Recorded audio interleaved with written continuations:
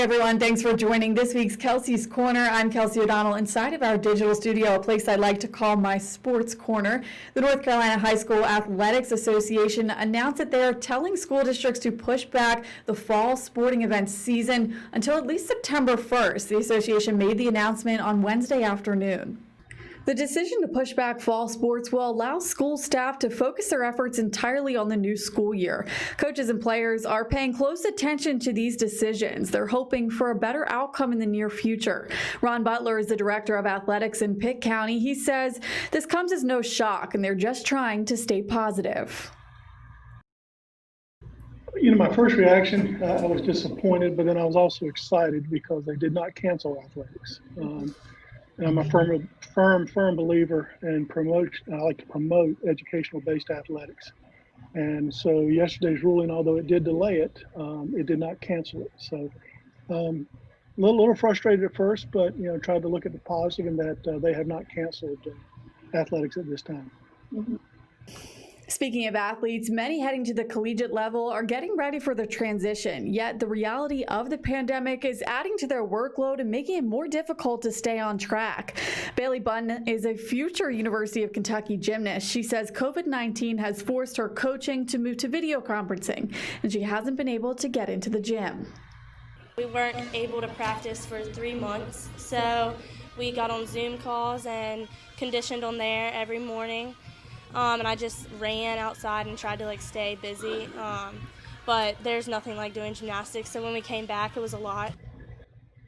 Athletes are also advised to follow along with their workout packet from their colleges to stay in shape so their transition is made easier. You can catch the full story as well as my interview with former Conley football star Gabe Torriello online at WNCT.com under our online original page. Now, while these high school athletes gear up to transition to the college playing level, it will not necessarily be a normal athletic experience this year. Many conferences announced major changes to their playing schedules. The Big East became the most recent headline as it announced its decision to only compete within conference this fall. The Big East will join the Big Ten and the Pac-12, who each within the past few weeks announced its conference-only schedules. The Ivy League became the first Division I conference to cancel all fall sports, as well as the Patriot League and the Centennial Conference. The big guys, the ACC, SEC, and Big 12, are waiting until late July to make a final announcement regarding the future of their athletics this fall. Closer to home, the East Carolina University Pirates are awaiting direction from the AAC with regards to their fall schedules. But while they wait, all athletic activities are shut down for a minimum of 2 weeks following 27 different student athletes testing positive for COVID-19. Now, the university is following CDC guidelines and closely monitoring each sick individual. As for the conference, the AAC announced pre-competition testing protocols for football on Thursday. All teams will be required to complete COVID testings at least 72 hours before each game. This will apply throughout the regular season and bowl seasons. American professional sports leagues are working on ways to get back on the court, the ice, and the playing fields. But what about the fans? Morgan Wright reports on CDC guidelines and if this means we wait until next year. These stadiums could be places where literally thousands of people get infected. As professional sports leagues find ways to play during the pandemic, Connecticut Senator Chris Murphy says cheering fans should not be part of the plan. I don't think there's any circumstance in which fans should be back in football stadiums. Murphy says watching on TV or through enhanced virtual experiences may be all fans get this season. I want to get back into these stadiums. I want to go see the Red Sox at Fenway, right? I want to go, see the Huskies play at Gamble. I just can live without doing that for a year. It really depends on the risk that these the leagues are willing to take.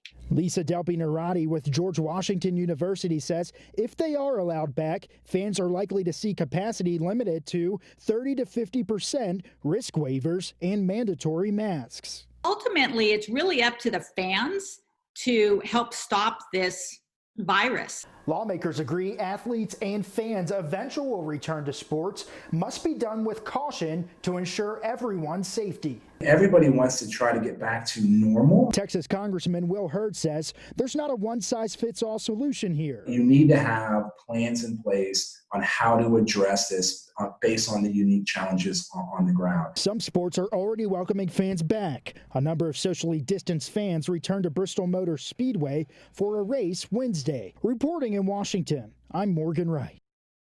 Washington, D.C.'s NFL team announced Monday will no longer use the Redskins name or logo. This follows major heat from people finding the name offensive to Native Americans. D.C.'s Mayor Muriel Bowser responded to the announcement on Monday, saying she supports the name change and the future location of the organization.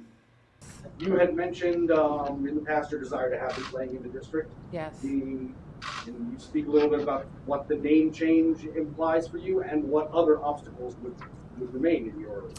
Well, I would say yes, we want to change the name and change the location. You've heard me say that a number of times, that the Washington football team should be playing in Washington.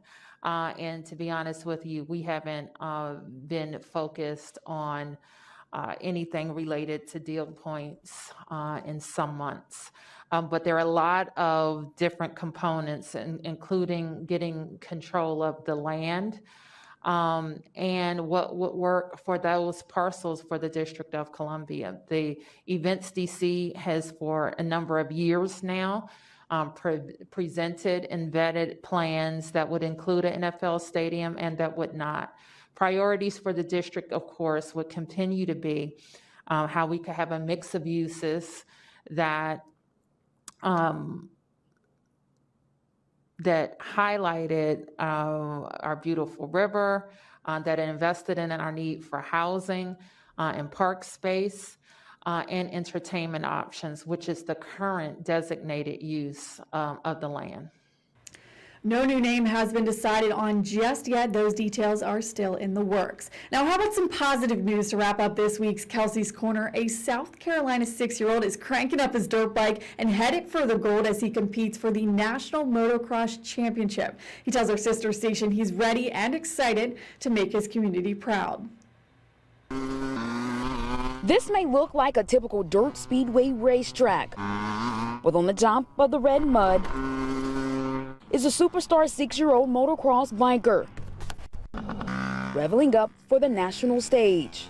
I like when you like when you first get on the gas, it feels good. The racetrack has been Brentley Lotimar's home since he was 4 years old. The first grader has won nearly 40 to 50 first place wins, cutting turns and riding the hills. I do 10 laps and keep going. He was the one who started first in me. Then he told me about it, then I started riding. His passion comes from his dad, who used to ride in the past. But now his dad is training his baby for the Loretta Lynn National Championship.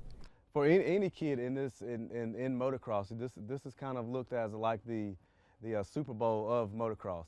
So, and for him to be a 6-year-old to make it, and especially with this time that we're going through right now, it's really a big accomplishment. The Marshall Primary first grader will sweep and turn around the big racetrack after recently winning the Northeast Regional Championship in motocross. And I got 4th place.